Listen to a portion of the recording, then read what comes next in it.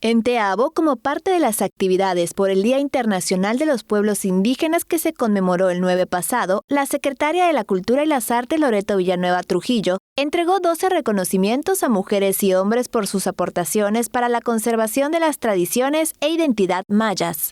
Villanueva Trujillo entregó distintivos a Ana María Jauquintal, Artemio Eusebio Chablé Cruz, Hermenegildo Chamay, Filiberto Pachi, Raúl Guillermo Ruiz Zip, Georgina Rosado Rosado, Carlos Chablé Mendoza, María Magdalena Naal Canul, Eugenia Yamaya, María Jesús Camalucán, Nicolás Gilberto Balam Jai y Candelaria May Novelo. La funcionaria estatal resaltó que la jornada es muestra de lo que se hace, tiene y quiere para ese sector y pidió a madres y padres y abuelos que hereden sus tradiciones, gastronomía y artesanías a las nuevas generaciones para conservar sus raíces.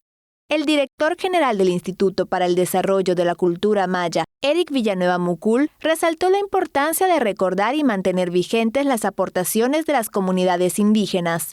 Teleyucatán te informa.